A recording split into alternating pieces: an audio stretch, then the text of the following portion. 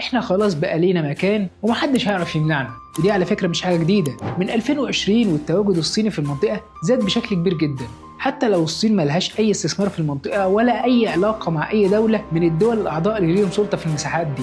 هتقول لي طب أمريكا ما سمحت لهمش إن هم يعدوا، صح؟ الحقيقة لا خالص، هم فضلوا مراقبينهم وما قدروش يعملوا معاهم أي حاجة. طيب ليه ما قدروش يعملوا معاهم أي حاجة؟ وليه الصينيين كانوا هناك أصلا؟ وليه اللي حصل ده استفز أمريكا؟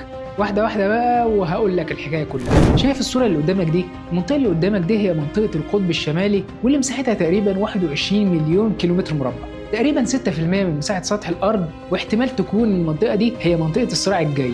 ورغم إن المنطقة دي هادية من زمان، لكن بسبب التغيرات المناخية اللي سنة ورا سنة بتاكل في الجليد، درجة الحرارة عمالة تعلى بشكل أسرع من المعتاد، فده خلى سماكة الجليد تقل لدرجة إن الباحثين شايفين إن في 2035 عبور السفن من المنطقة دي هيكون أسهل بكتير جدا من دلوقتي.